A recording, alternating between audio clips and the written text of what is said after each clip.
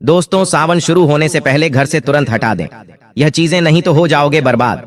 भगवान शिव रूठ जाएंगे और आपके घर में नहीं करेंगे प्रवेश। अगर सावन में आप इन चीजों को अपने घर में रखते हैं तो बहुत बड़ा पाप लगता है।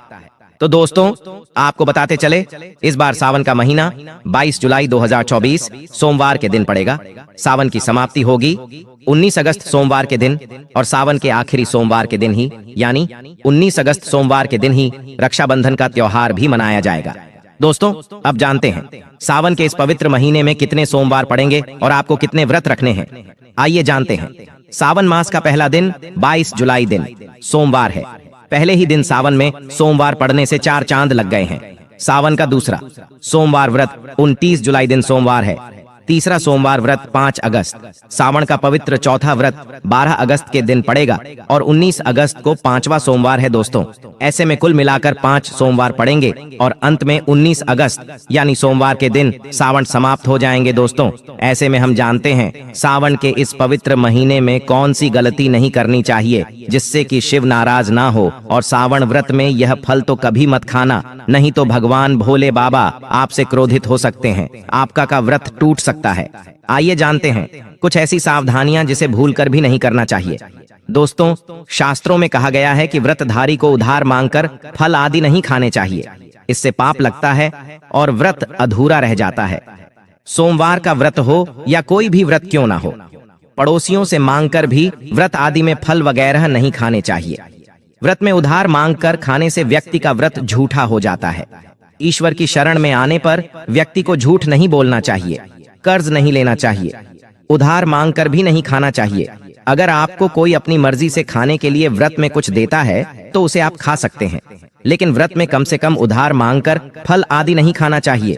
इससे पाप लगता है और व्यक्ति की पवित्रता भंग हो जाती है। दोस्तों, अगर आप भी सावन में भोले बाबा की कृपा पाना चाहते हैं तो सावन आने से पहले अपने घर से तुरंत हटा दें।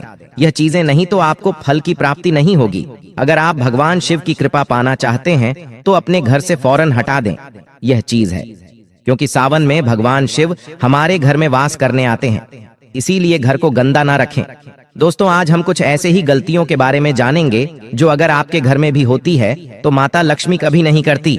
ऐसे घर में प्रवेश, फिर चाहे आप कितनी ही पूजा पाठ कर लो, माता लक्ष्मी ऐसे घर में कभी नहीं आती। ऐसे घर से देवी देवता भी हमेशा रहते हैं नाराज। दोस्तों, पूरी जानकारी को देखने के लिए इस वीडियो को अंत तक जरूर देखें। दोस्तों, वास्तु शास्त्र के अनुसार घर में सकारात्मक ऊर्जा बढ़ाने के लिए कई महत्वपूर्ण बातें बताई गई हैं। वास्तु के अनुसार घर की हर एक वस्तु नकारात्मक और सकारात्मक ऊर्जा का संचार करती है। अगर उन्हें सही स्थान पर ना रखा जाए तो यह घर में नकारात्मकता फैल जाती है, जिसका असर बुरी तरह से घर की आर्थिक स्थिति पर पड़ जाता है और घर में क्लेश बढ़ता है। वहीं अगर उन्हें सही दिशा में और सही स्थान पर रखा जाए तो यह घर में सकारात्मक ऊर्जा फैलाते हैं और घर में सुख शांति बनी रहती है। दोस्तों, वास्तु के अनुसार घर का मुख्य द्वार सभी तरह की सुख समृद्धि और वैभव का प्रवेश द्वार होता है, लेकिन अगर इसकी दिशा गलत हो या फिर कोई ऐसी चीजें इसके सामने रखी जाए तो नकारात्मकता फैलती है। तो इससे घर में क्लेश, बीमारी है और दरिद्रता घर में प्रवेश करती है। इसी कारण वास्तुशास्त्र में घर के मुख्य द्वार को बहुत अधिक महत्व दिया गया है। वास्तु के अनुसार मुख्य द्वार के सामने कुछ ऐसी चीजें हैं जो कभी नहीं होनी चाहिए। यह चीजें अशुभ तो होती हैं, साथ ही साथ यह कई तरह की समस्याएं उत्पन्न करती हैं। इनका असर परिवार की महिलाओं पर, बड़े बुजुर्गों पर तथा ऐसे ही कई चीजें परिवार के हर एक सदस्य पर बुरा असर डालती है और उन्हें स्वास्थ्य के साथ ही आर्थिक समस्याओं का सामना भी करना पड़ता है। तो ऐसे में हम जानते हैं मुख्य द्वार के सामने वह कौन सी चीजें हैं जो होना बहुत ही शुभ माना गया है। नंबर 1, घर के सामने गंदे पानी का जमाव। वास्तु के अनुसार घर के मुख्य द्वार के सामने गंदे पानी का जमाव होना बड़ा ही अशुभ होता है। यह बात तो दोष का कारण बनता है।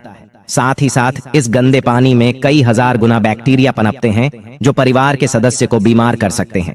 गंदे पानी का जमाव होने से हैजा, पीलिया, डायरिया तथा कैंसर होने का खतरा बना रहता है। राहु दोष उत्पन्न हो जाते हैं, लक्ष्मी रूठ जाती है, शनिदेव क्रोधित हो जाते हैं। इसीलिए अगर घर के सामने कोई भी गंदा पानी जमा होता है तो उसे तुरंत हटा देना चाहिए। वास्तु के अनुसार इसे उचित नहीं माना जाता। इससे धन नष्ट हो जाता है, गरीबी सर पर चढ़ जाती है दोस्तों। नंबर 2, कांटेदार पौधे। कांटेदार पौधे कई लोग घर की शोभा बढ़ाने के लिए लगा लेते हैं, जो कि अच्छा नहीं माना जाता है। कांटेदार पौधे अगर घर के सामने लगे हो तो यह परिवार में चुभन का काम करते हैं, रिश्तों में चुभन पैदा हो जाती है। कांटेदार पौधे नकारात्मकता का कारण बनते हैं। घर के सामने या घर के बगल में कांटेदार पौधे कभी नहीं लगाना चाहिए। इससे माता लक्ष्मी प्रवेश नहीं करती, बल्कि राहु केतु घर में प्रवेश कर जाते हैं। इससे घर में क्लेश बढ़ता है, परिवार में नफरत हो जाती है। इसीलिए उस कांटेदार पौधे तुरंत घर से हटा दीजिए। जिस कांटेदार पौधे में फूल नहीं आता, पत्ते नहीं होते, उसका घर के आसपास होना भी गौर अनर्थ माना जाता है। कांटेदार पौधे को जितना जल्दी हो सके अपनी भलाई के लिए तुरंत हटा दीजिए। कांटेदार पौधे लगाने से शत्रुओं की संख्या बढ़ जाती है दोस्तों।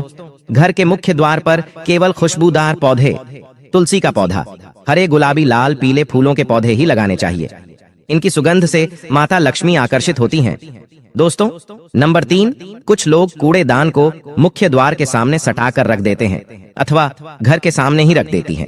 लेकिन वास्तुशास्त्र के अनुसार यह बहुत ही कष्टकारी होता है और धन की हानि का सूचक माना जाता है। इसीलिए उसे भूल कर भी ना करें। और दोस्तों, कूड़ेदान को उत्तर दिशा में नहीं रखना चाहिए। इस दिशा को देवी लक्ष्मी की दिशा माना गया है। साथ ही साथ मुख्य द्वार पर झाड़ू, पोछा आदि भी नहीं रखना चाहिए दोस्तों। नंबर 4, पेड़ पौधे। घर के मुख्य द्वार सामने घने पेड़ पौधे नहीं होने चाहिए। इससे वास्तु दोष उत्पन्न होता है। साथ ही साथ इससे सूर्य का प्रकाश घर में प्रवेश नहीं कर पाता। प्रातः काल में घर के मुख्य द्वार से सूर्य प्रकाश घर में प्रवेश करता है तो यह स्वास्थ्य के दृष्टिकोण से भी अच्छा होता है। साथ ही घर में सुख, समृद्धि और शांति बनी रहती है। इसी कारण घर के मुख्य द्वार के सामने पेड़ होना शुभ नहीं माना जाता। पेड़ पौधे हमेशा घर के साइड में होने चाहिए, लेकिन सामने नहीं। दोस्तों, नंबर 6, घर के मुख्य द्वार पर कभी भी माता लक्ष्मी की तस्वीर आपको बिल्कुल भी नहीं लगानी चाहिए। दोस्तों, माता लक्ष्मी की तस्वीर को हमेशा अपने घर के पूजा घर के अंदर स्थापित करना चाहिए। ये फिर अलमारी के अंदर आपको माता लक्ष्मी और माता लक्ष्मी से जुड़ी सभी चीजें रखनी चाहिए, क्योंकि माता लक्ष्मी का स्थान हमेशा घर के अंदर ही माना जाता है, न कि उनका स्थान आपके द्वार पर। माता लक्ष्मी को कभी बाहर नहीं करना चाहिए। धन की देवी को हमेशा घर में स्थान दिया जाता है।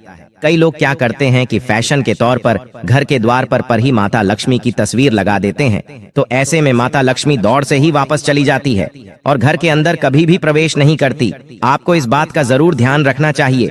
प्रवेश द्वार पर चप्पल नहीं रखना चाहिए। इससे प्रवेश द्वार पर नकारात्मक ऊर्जा प्रवेश कर जाती है तथा धन की देवी माता लक्ष्मी नाराज हो जाती है और कभी भी आपके द्वार पर नहीं आती है। दोस्तों, नंबर 7, केले के पत्ते अपने घर के मुख्य द्वार पर जरूर लगानी चाहिए। इससे माता लक्ष्मी आकर्षित होती है। ऐसे घर पर सदैव अपना आशीर्वाद बरसाती रहती है। बंदरवाल के माध्यम से समझ लीजिए कि आपके जीवन के अंदर, घर के अंदर माता लक्ष्मी यश, वैभव, कीर्ति और कुबेर के साथ प्रवेश करती है और आपके घर का मुख्य द्वार मालामाल आपको बना देता है।